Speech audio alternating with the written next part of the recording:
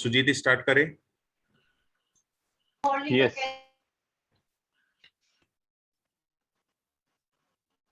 कविता, मेरी आवाज आ रही है आपको?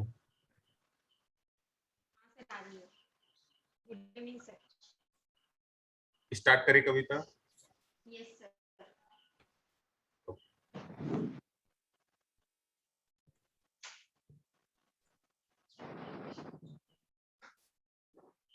चलिए भाई, आज हम लोग लास्ट सेशन को ही कंटिन्यू करते हैं। लास्ट सेशन के अंदर मैंने आपको बताया था कि भाई अगर आप किसी भी क्लाउड प्रोवाइडर से सर्वर्स वगैरह की डिमांड करते हो कि भाई हमें इतने सर्वर चाहिए, उसमें ये ओएस होना चाहिए, इसकी ये हार्डवेयर कॉन्फ़िगरेशन होने चाहिए, इतना रैम होना चाहिए, इतना प्रोसेसर होना चाहिए, और वो सारी चीजें हम लोगों ने काफी डिटेल में लास्ट सेशन के अंदर डिस्कस की थी।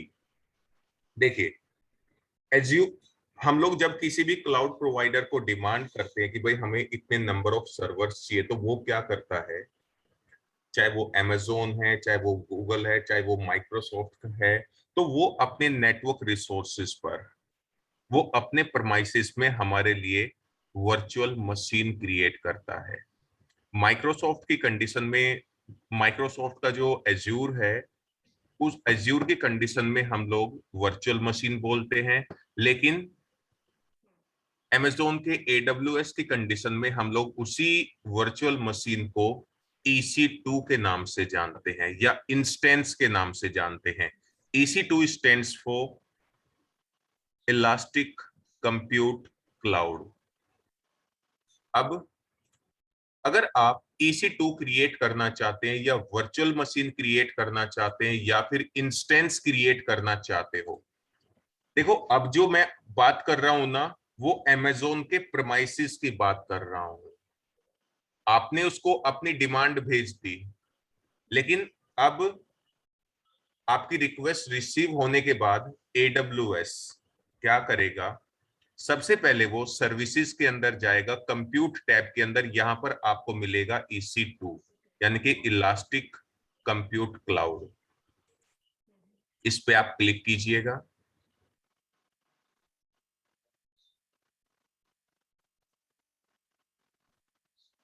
अब आप यहां पर EC2 का कंप्लीट डैशबोर्ड देख सकते हैं कि मेरे अकाउंट में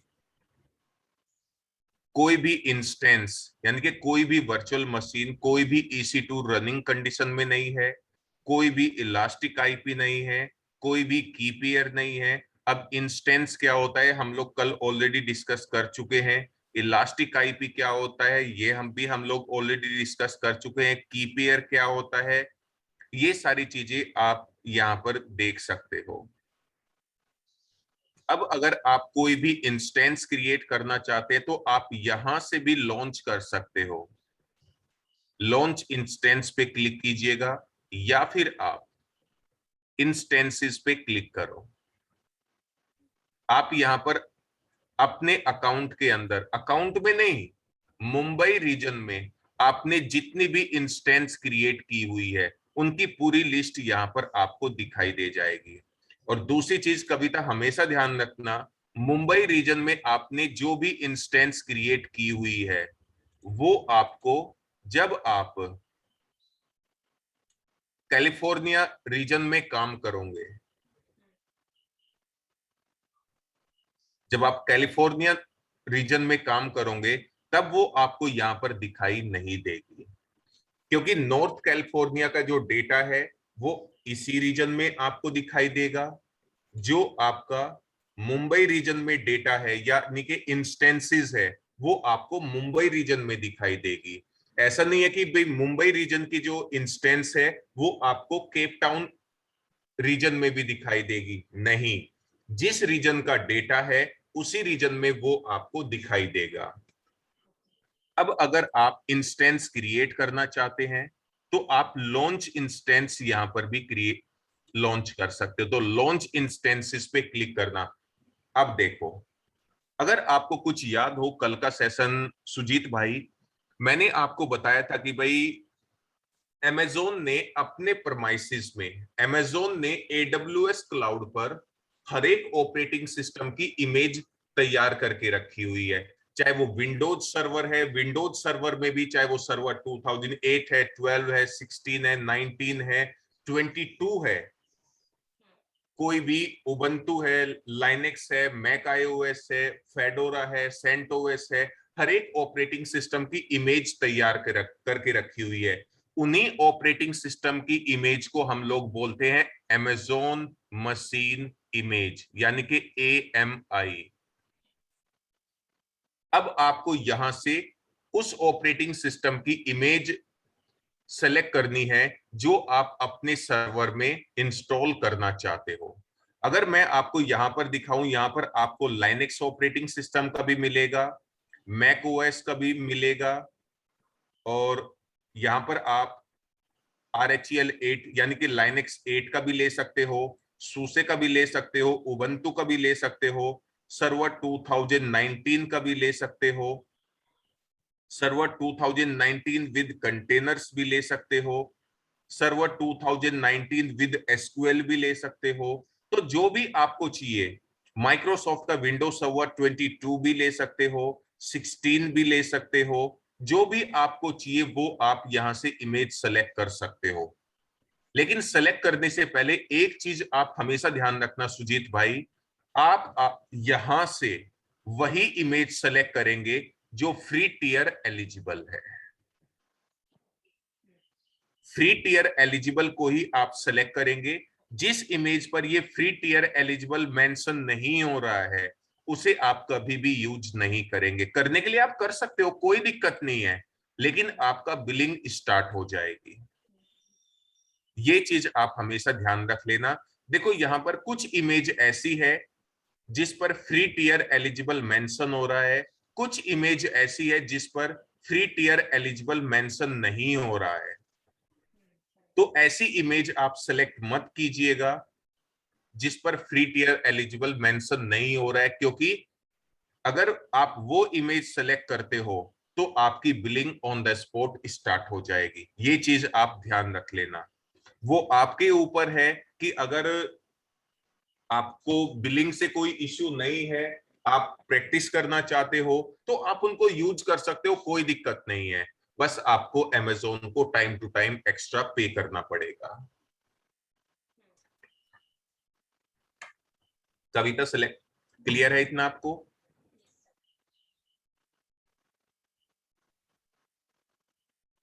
कविता क्लियर है आपको इतना? ठीक है। आप शायद अपने माइक से काफी दूरी पर हो इसलिए प्रॉपर आवाज नहीं आ रही है। ठीक है, तो यहां पर मैं सेलेक्ट कर रहा हूं अभी के लिए। मेरे पास विंडोज सर्वर 2012 ये फ्री टियर एलिजिबल है। यानी कि मैं अपनी सर्वर इंस्टेंस के अंदर ऑपरेटिंग सिस्टम रखना चाहता हूं सर्वर 2012, और आप यहां पर सेलेक्ट पे क्लिक कीजिएगा। यानी कि आपने अपनी इंस्टेंस के लिए ऑपरेटिंग सिस्टम सेलेक्ट कर लिया। अब आपको यह डिसाइड करना है कि आप उस इंस्टेंस के अंदर कितने प्रोसेसर लेना चाहते हो, कितना जीबी रैम लेना चाहते हो, किस टाइप का स्टोरेज लेना चाहते हो, लैन कार्ड की परफॉर्मेंस क्या लेना चाहते हो, कि भाई 10 MBPS का लैन कार्ड हो, 100 MBPS का हो, 1 GBPS का हो, 25 GBPS का हो, किस टाइप का। अब यहां पर आपको इंस्टेंस टाइप सेलेक्ट करना है कि आप किस टाइप का इंस्टेंस लेना चाहते हो। देखो यहां पर बहुत सारे इंस्टेंस के टाइप मिलेंगे आपको। टाइप में देख लेना, बहुत सारे इंस्टेंस के टाइप मिलेंगे। जैसे कि अगर आप T2 नैनो लेते हो, T2 नैनो टाइप के इंस्टेंस के अंदर आपको केवल एक प्रोसेसर मिलेगा, 512 MB 512 MB रैम मिलेगा, EBS टाइप का स्टोरेज होगा। अब EBS elastic block storage, EBS क्या होता है ये अगले मैं 2-3 सेशन के बाद आपको एक्सप्लेन करूंगा कि EBS टाइप का स्टोरेज क्या होता है। और नेटवर्क परफॉर्मेंस जो है वो लो रहेगी। IP वर्जन 6 सपोर्टेबल है। इसी तरह T2 माइक्रो में एक प्रोसेसर मिलेगा, 1 GB रैम मिलेगा, स्टोरेज भी ईबीएस टाइप का मिलेगा, लो लैन कार्ड की स्पीड रहेगी और ये भी आईपी वर्जन 6 को सपोर्ट करता है। लेकिन T2 स्मॉल टाइप के इंस्टेंस के अंदर एक प्रोसेसर मिलेगा, 2 GB रैम मिलेगी। इसी तरह T2 मीडियम में 2 प्रोसेसर मिलेंगे। देखो नंबर ऑफ प्रोसेसर कितने हो गए इस इंस्टेंस के अंदर, 2। रैम कितना है, 4 GB। T2 लार्ज के अंदर 2 प्रोसेसर है, 8 GB रैम है। T2 एक्स्ट्रा लार्ज के अंदर नंबर ऑफ प्रोसेसर 4 हो गए, रैम कितना हो गया, 16। T2 डबल एक्स्ट्रा लार्ज के अंदर नंबर ऑफ प्रोसेसर 4 हैं, सिंगल इंस्टेंस के अंदर सिंगल मशीन में, और 32 GB रैम है। अब इसी तरह आप यहां पर नंबर ऑफ प्रोसेसर, रैम, इसी हिसाब से आप यहां पर देख सकते हो। अब यहां पर T3 लार्ज के अंदर, T3 लार्ज में 2 प्रोसेसर है, 8 GB रैम है, ईबीएस टाइप का स्टोरेज है और 5 Gbps तक की आपको लैन कार्ड की स्पीड मिलेगी। इसी तरह आप यहां पर धीरे धीरे नीचे जाओगे तो आपको यहां पर देखो C4 8 एक्स्ट्रा लार्ज के अंदर नंबर ऑफ प्रोसेसर 36 आ गए, 60 GB रैम आ गया, लैन कार्ड की स्पीड क्या है, 10 Gbps। और भी अगर आपको ज्यादा चाहिए, C5 9 एक्स्ट्रा लार्ज के अंदर नंबर ऑफ प्रोसेसर 16 आ गए, 72 GB रैम आ गया और 10 Gbps तक का स्पीड मिलेगी लैन कार्ड की। और ज्यादा चाहिए, C5 12 एक्स्ट्रा लार्ज के अंदर नंबर ऑफ प्रोसेसर 48 है, 96 GB रैम है, इसमें 72 प्रोसेसर है, 144 GB रैम है, 96 प्रोसेसर, 192 GB रैम, इसमें लैन कार्ड की स्पीड भी काफी अच्छी आपको मिल रही है। ये आप यहां पर, अब ये आपको डिसाइड करना है कविता कि आपको एक सिंगल इंस्टेंस के अंदर कितने नंबर ऑफ प्रोसेसर चाहिए, कितना जीबी रैम चाहिए, स्टोरेज किस टाइप का चाहिए। देखो यहां पर एसएसडी स्टोरेज आ गई है, कितने स्पीड का आपको लैन कार्ड चाहिए, ये आप यहां से डिसाइड करोगे अपने सर्वर का हार्डवेयर।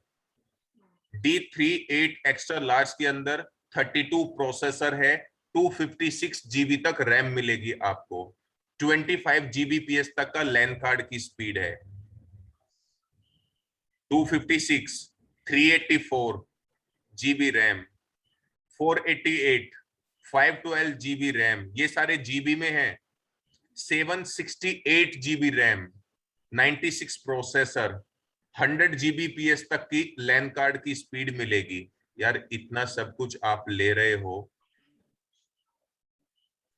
तो चलो मैं यहां पर क्या करता हूं कि यार बड़े आदमी है तो अच्छे हार्डवेयर कॉन्फ़िगरेशन लेते हैं।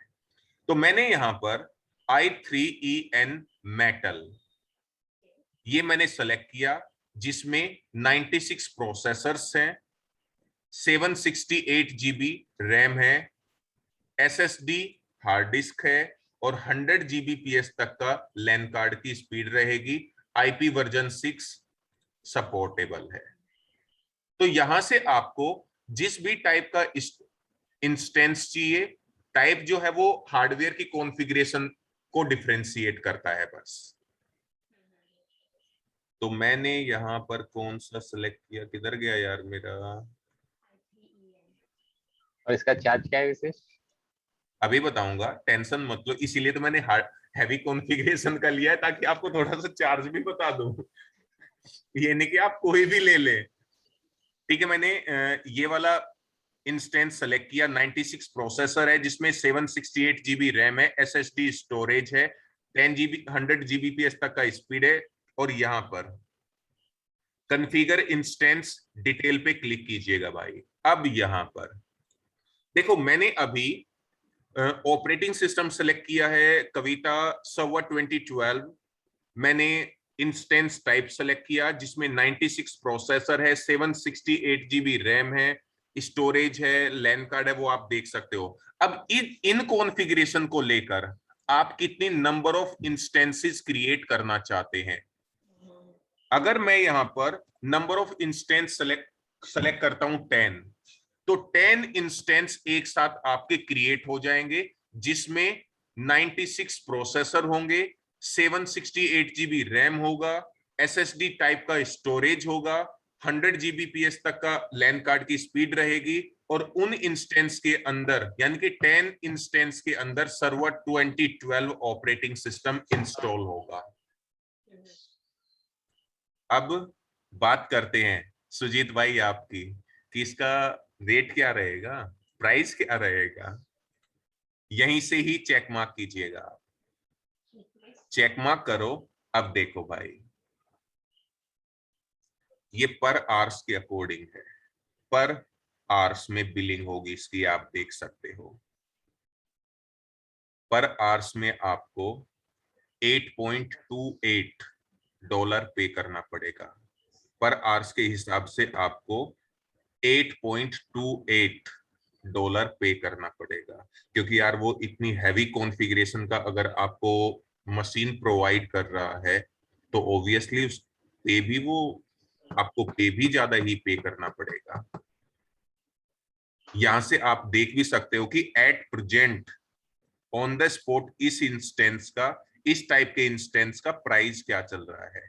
ये अवेलेबिलिटी जोन है, ये अवेलेबिलिटी जोन है किसके अंदर, मुंबई रीजन में।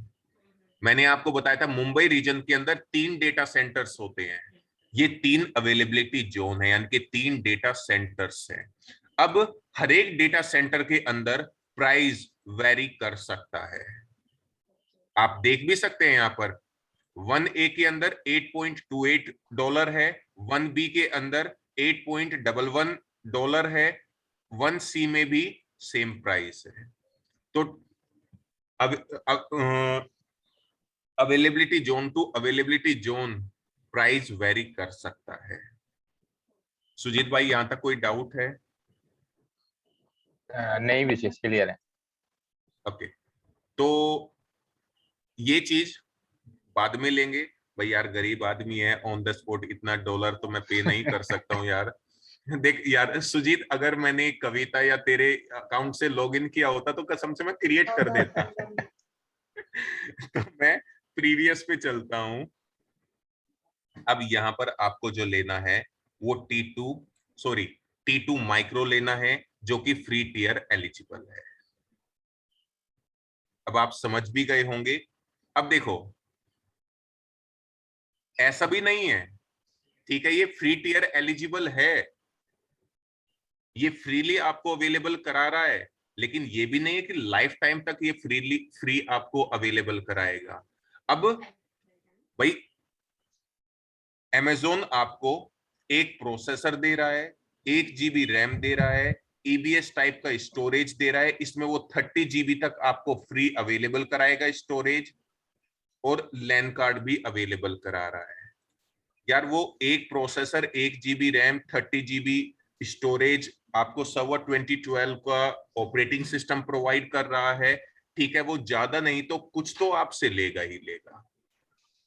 अब एक चीज ध्यान रखना, जो ये फ्री टियर एलिजिबल है ना, वो 1 साल के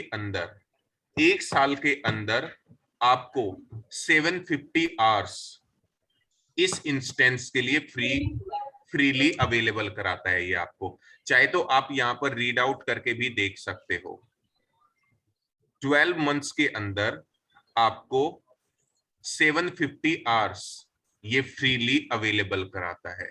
लेकिन जैसे आपके 750 आवर्स एक्सटेंड हो जाएंगे तो आपकी बिलिंग स्टार्ट हो जाएगी भाई, चाहे वो आपने T2 माइक्रो टाइप का ही इंस्टेंस क्यों ना सेलेक्ट किया हुआ है।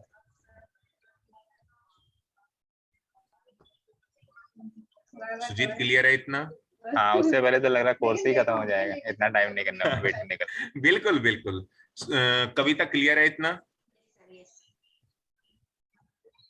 ठीक है, तो ये हम लोग सेलेक्ट करेंगे, बाकी आप अपने क्रेडिट कार्ड के हिसाब से भैया डिसाइड कर लीजिएगा जिस टाइप का आपको ये चाहिए हार्डवेयर कॉन्फ़िगरेशन। तो मैं अभी T2 माइक्रो ही लेके चल रहा हूं और आपको भी यही रखना है भाई। कॉन्फ़िगर इंस्टेंस डिटेल पे आइएगा। अब यहाँ पर आपको सेलेक्ट करना है yes I want to continue with this instance type T2 micro, क्योंकि पहले जो मैंने सेलेक्ट किया था ना वो 3EN डॉट मेटल सेलेक्ट किया था जिसमें हाई हैवी कॉन्फ़िगरेशन थी। तो मैं इसको चेंज करके T2 माइक्रो पे स्विच कर रहा हूं और नेक्स्ट पे क्लिक कर दीजिएगा। अब यहां पर T2 माइक्रो यानी कि 1 प्रोसेसर 1 GB रैम लो स्पीड का लैन कार्ड सर्वर 2012 ऑपरेटिंग सिस्टम के अकॉर्डिंग कितने नंबर ऑफ इंस्टेंसेस क्रिएट करने हैं। तो मेरे को अभी एक ही इंस्टेंस क्रिएट करना है भाई। अब देखो, अब इस टाइप के इंस्टेंस के अंदर T2 माइक्रो में आपका प्राइसिंग क्या चल रहा है ऑन द स्पॉट, $0.0083, आधा डॉलर भी नहीं है। और ये कब आपकी बिलिंग स्टार्ट होगी, 750 आवर्स के बाद। अभी आपका कोई बिलिंग नहीं बनेगा। तो ये तो बहुत ही कम है यार, इतना तो हम लोग कर ही सकते हैं। हाँ, तो इतना यहां तो से बेयर कर ही सकते। बिल्कुल बिल्कुल, तो यहां से आप इसको अनचेक कर दीजिएगा। बिलिंग देखनी है तो आप यहाँ पे चेक मार्क करके रख सकते हो, कोई दिक्कत नहीं है। इसके बाद यहां पर नेटवर्क टैब आएगा। ये जो इंस्टेंस है, ये जो इंस्टेंस है ये किस वीपीसी में क्रिएट करना है। देखो, हर एक रीजन का एक डिफॉल्ट वीपीसी होता है। VPC stands for virtual private cloud. अब वीपीसी होता क्या है, किस पर्पज से वीपीसी को यूज करते हैं, वीपीसी के कंपोनेंट क्या होते हैं, ये हमारा EC2 से नेक्स्ट ही हमारा टॉपिक रहेगा। यानी कि वीपीसी को हम लोग करीब 4 से 5 सेशन के बाद स्टार्ट करेंगे। तो अभी बस इतना ध्यान रखना कि वीपीसी जो होता है एक वर्चुअल प्राइवेट नेटवर्क होता है जिसमें मैं ये इंस्टेंस क्रिएट करना चाहता हूं। भाई ये डिफॉल्ट वीपीसी है, चाहे तो आप कस्टम वीपीसी मैन्युअली भी क्रिएट कर सकते हो। कैसे क्रिएट करेंगे 4 से 5 सेशन के बाद हम लोग डिस्कस करेंगे। अब इस वीपीसी के अंदर किस अवेलेबिलिटी जोन में आप ये इंस्टेंस क्रिएट करना चाहते, जो आपको यहाँ पर स्पॉट में अवेलेबिलिटी जोन दिखाई दे रहा था ना डेटा सेंटर, वो ही ये सभी हैं। अब ऐसा करते हैं, देखो यहाँ पर स्पॉट इंस्टेंसेस पे चेक मार्क करना। देखो सबसे कम बिलिंग जो है, नहीं यार ये तो ज्यादा ही है, सबसे कम बिलिंग जो है वो 1A और 1B के अंदर है। तो मैं क्या करता हूं, इस इंस्टेंस को मैं 1A के अंदर क्रिएट कर लेता हूं। चाहे तो देखो 1A यहां से आप सेलेक्ट भी कर सकते हो कि भाई किस अवेलेबिलिटी जोन, किस डेटा सेंटर में आपको ये इंस्टेंस क्रिएट करनी है। चाहे तो आप यहां पर नो प्रेफरेंसेस भी सिलेक्ट कर सकते हैं कि अमेजोन खुद डिसाइड कर ले कि ये इंस्टेंस किस अवेलेबिलिटी जोन में क्रिएट होगा, 1A में होगा, B में होगा या C में होगा। लेकिन चाहे तो भाई आप यहां से भी ये मैन्युअली डिसाइड कर सकते हो और उसी हिसाब से इसका बिलिंग स्टार्ट हो जाएगा आफ्टर 750 आवर्स। अगर नंबर ऑफ इंस्टेंस बढ़ते हैं तो भी फ्री रहेगा ना वो? कविता आपका माइक थोड़ी दूरी पर है, इसको लेके आओ अपने पास। पास ही है सर। आ रही है आवाज? नहीं प्रॉपर नहीं आ रही है, ऐसा लग रहा है कि आपका माइक 1 किलोमीटर दूर रखा हुआ है और 1 किलोमीटर दूरी पे आप बैठे हुए हो। ओके, मेरा क्वेश्चन था कि अगर नंबर ऑफ इंस्टेंसेस अभी यहाँ पे 1 लिया है ना आपने, वो बढ़ते हैं तो वो भी फ्री रहेगा ना? फ्री इन द सेंस वही चार्जेस रहेंगे ना? बिल्कुल बिल्कुल वही चार्जेस रहेंगे आपके।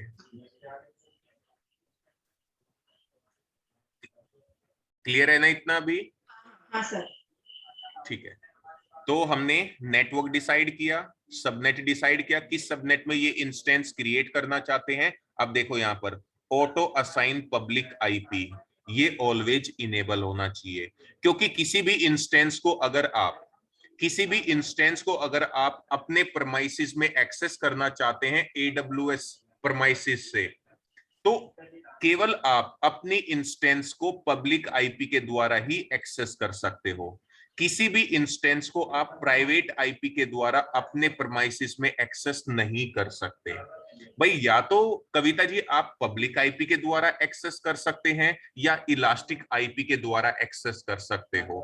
प्राइवेट आईपी के द्वारा कभी भी आप किसी भी इंस्टेंस को अपने प्रेमाइसिस में एक्सेस नहीं कर सकते हो। तो इसीलिए auto assign public IP always enable होना चाहिए, ताकि अमेज़न के पूल से अमेज़न के डीएचसीपी सर्वर इस इंस्टेंस को पब्लिक आईपी असाइन कर सके। देखो देखो, जब भी मैं पूल वर्ड यूज करूंगा, अमेज़न पूल, समझ लेना मैं अमेज़न के प्रेमाइसिस में रखे डीएचसीपी सर्वर की बात कर रहा हूं। इसके बाद प्लेसमेंट ग्रुप, ये आगे चल के मैं आपको बताऊंगा। देखो चलो थोड़ा सा अभी बता देता हूं प्लेसमेंट ग्रुप क्या होता है। कि मान लीजिए हमने डिपार्टमेंट वाइज इंस्टेंस क्रिएट की हुई है कि भाई ये नंबर ऑफ इंस्टेंसेस जो हैं ये एचआर के लिए रहेगी, ये number of instances sales department के लिए रहेगी, ये number of instances account department के लिए रहेगी। तो यहां से हम लोग ग्रुप भी सेट कर सकते हैं।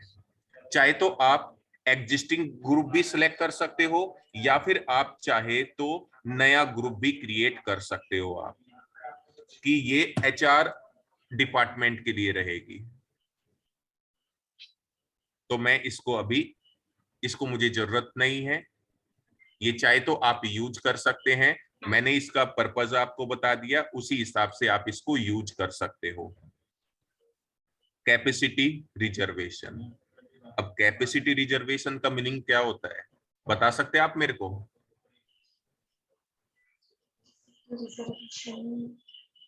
रीड करके देख लो आप।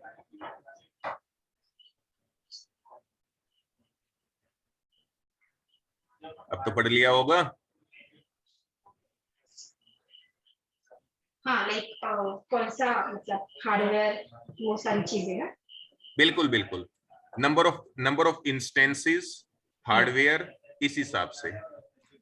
कैपेसिटी यानी कि कितनी कॉन्फ़िगरेशन आप रखना चाहते हो, उससे ज्यादा ना हो पाए, क्योंकि अगर उससे ज्यादा होगी तो ऑब्वियसली आपकी बिलिंग भी ज्यादा होगी। बिलिंग का सबसे ज्यादा ध्यान रखना है आपको। कैपेसिटी रिजर्वेशन हो गया। डोमेन जॉइन डायरेक्टरी, अगर आप इस इंस्टेंस को क्रिएट करते ही ऑटोमेटिक किसी डोमेन में ज्वाइन भी कराना चाहते हैं तो वो भी आप यहां से सेलेक्ट कर सकते हो। IAM रोल क्या होता है ये मैं आपको आगे चल के बताऊंगा भाई, ये मैंने आपको बताया भी था। Then shutdown behaviour. Shutdown behaviour का मीनिंग क्या होता है, ध्यान से सुनना।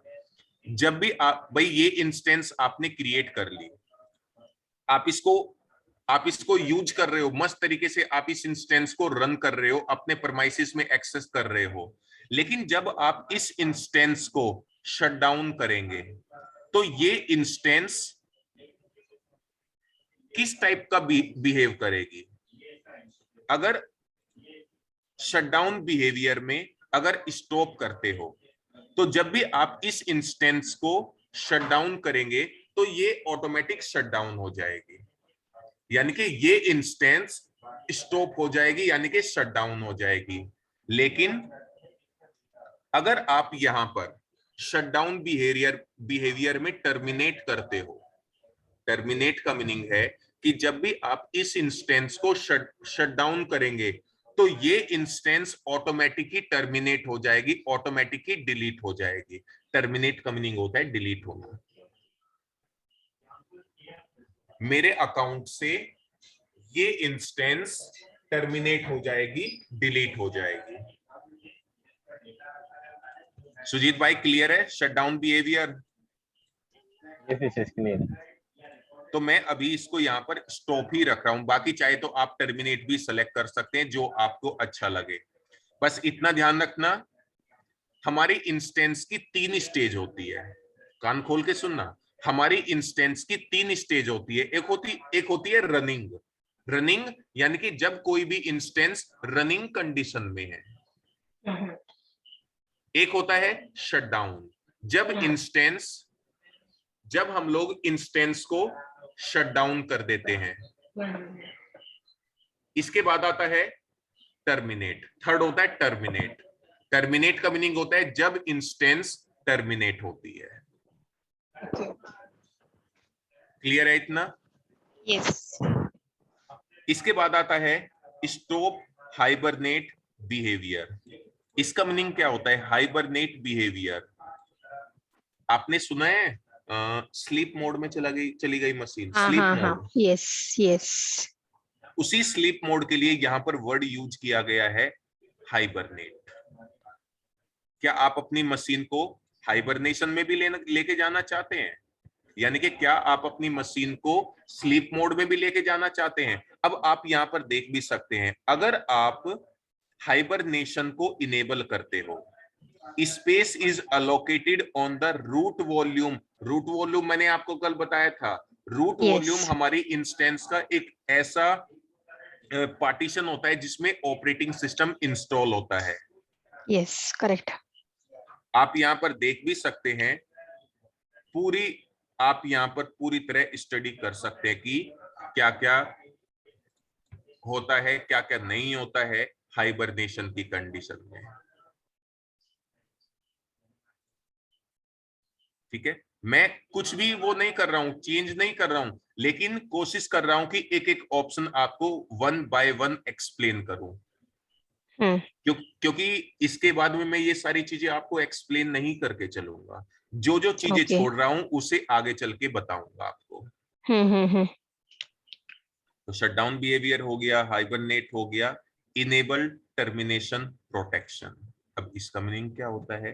देखो काफी बार ऐसा होता है कविता कि आपने इंस्टेंस क्रिएट कर लिया, वो मस्त तरीके से क्लाइंट को सर्विस प्रोवाइड कर रहा है, आपसे बाय मिस्टेक एक्सीडेंटली वो इंस्टेंस टर्मिनेट हो गया। ओके। या किसी भी अनऑथराइज यूजर ने आपके इंस्टेंस को टर्मिनेट कर दिया। समझ गए ना? अगर आप अपने इंस्टेंस को एक्सीडेंटली बाय मिस्टेक टर्मिनेशन से प्रोटेक्ट करना चाहते हो तो आप इसे इनेबल कर दीजिएगा। जब तक आप इस टर्मिनेशन प्रोटेक्शन को डिसेबल नहीं करोगे तब तक आप इस इंस्टेंस को टर्मिनेट नहीं कर पाओगे, क्योंकि मैंने इस टर्मिनेशन प्रोटेक्शन को इनेबल कर दिया है। अब अगर आपको इस इंस्टेंस को टर्मिनेट करना होगा तो आपको ये टर्मिनेशन प्रोटेक्शन डिसेबल करना पड़ेगा, तभी आप इस इंस्टेंस को टर्मिनेट कर पाओगे। अब मैं इसको देखो इनेबल कर रहा हूं ताकि मैं आपको बता सकूं कि भाई आप टर्मिनेट कैसे करोगे। नहीं यार अभी नहीं बताऊंगा क्योंकि आज बहुत टाइम लग जाएगा, तो मैं इसे भी डिसेबल कर रहा हूं, कल बताऊंगा आपको ये सारी चीजें। मॉनिटरिंग, आपने सुजीत भाई आपने देखा होगा कि हम लोग जो विंडोज ऑपरेटिंग सिस्टम यूज करते हैं उसमें हम लोग बहुत सारे मॉनिटरिंग टूल यूज करते हैं, जैसे कि टास्क मैनेजर होता है, और बहुत सारे टास्क मैनेजर होता है, समझ ही गए होंगे, बाकी टूल तो आप छोड़ दीजिए, जिसके द्वारा आप अपने सर्वर मशीन को कंप्लीटली मॉनिटर कर सकते हो, चाहे वो हार्डवेयर है, चाहे वो सर्विसेज है, चाहे वो कोई भी प्रोसेस है, उसको मॉनिटर कर सकते हो कि उसकी परफॉर्मेंस क्या जा रही है।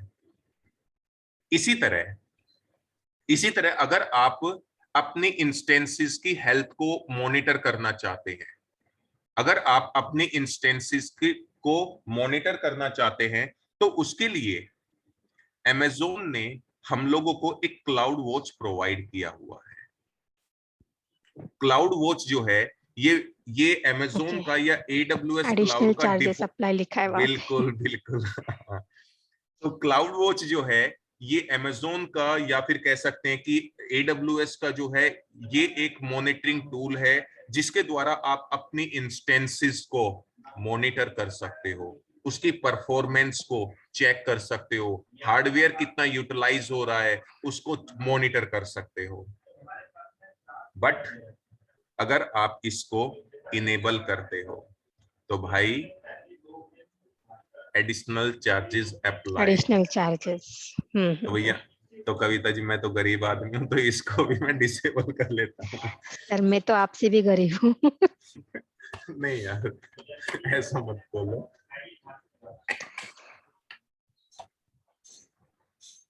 किधर गया? ठीक है, आगे बढ़ते हैं। तो टेनेंसी, एक टेनेंसी, टेनेंसी क्या होता है?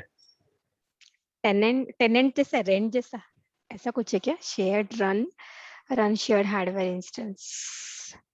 देखो हम लोग क्या करते हैं, देखिए टेनेंसी का मीनिंग होता है कि क्लाउड आपको कितना डिले रेस्पॉन्स कर रहा है या कितना हम्म जल्दी रेस्पॉन्स कर रहा है, उसको बोलते हैं हम लोग टेनेंसी। अब काफी बार ऐसा होता है कि अमेजोन ने एक ही हार्डवेयर पर मेरा भी इंस्टेंस बनाया हुआ है, कविता आपका भी इंस्टेंस बनाया हुआ है, और सुजीत आपका भी इंस्टेंस बनाया हुआ है।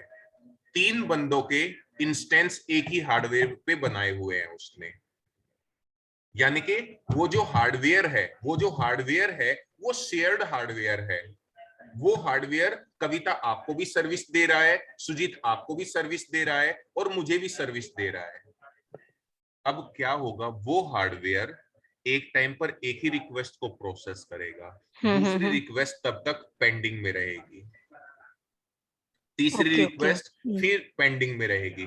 तो जब पेंडिंग में है तो ऑब्वियसली वो थोड़ा सा डिले आपको रेस्पॉन्स करेगा। तो उसी को हम लोग बोलते हैं टेनेंसी कि हमारा कि क्लाउड जो है आपको कितनी जल्दी रेस्पॉन्ड कर रहा है। अब मैं क्या करूंगा, मैं टेनेंसी ऑलवेज शेयर्ड करके रखूंगा, ताकि एक ही हार्डवेयर पर आपका भी इंस्टेंस रन हो, मेरा भी हो, सुजीत का भी हो। क्योंकि अगर ओके, आप यहां पर डेडिकेटेड करते हो, अगेन एडिशनल डेडिकेटेड, चार्जेस। बिल्कुल, अगर आप डेडिकेटेड करते हो तो उस हार्डवेयर पर केवल मेरा ही इंस्टेंस रन होगा, आपका नहीं होगा कविता, सुजीत हम्म। आपका भी नहीं होगा। लेकिन नीचे भी देख लेना भैया, तो मैं यहाँ पर शेयर्ड रखता हूं, ताकि अगर बिलिंग जनरेट भी हो ना तो कम हो। डेडिकेटेड रखोगे तो ज्यादा बिलिंग जनरेट होगा। तो टेनेंसी भी हमारा क्लियर हो गया। क्रेडिट स्पेसिफिकेशंस, अगर आप यहां पर अनलिमिटेड करते हो, यानी कि बिलिंग कहां तक जनरेट हो, बिलिंग अगर आप यहां पर 100 रुपी सेट करते हो, वैसे डॉलर में सेट होता है, $100 सेट करते हो तो एक महीने के अंदर आपका $100 ही यूटिलाइज होंगे, उससे ज्यादा यूटिलाइज नहीं कर पाओगे आप। 200 करते हो, 300 करते हो, यानी कि आप अपने उस पर भी बिलिंग सेट कर सकते हो कि भाई इतना ही बिलिंग जनरेट हो, उससे ज्यादा बिलिंग जनरेट ना हो। तो इसके लिए अनलिमिटेड नहीं रखते हैं हम लोग। तो ठीक है, 1 मिनट से भी कम का टाइम बचा हुआ है, जल्दी से रीलॉग इन करो, फिर हम लोग आगे कंटिन्यू करेंगे।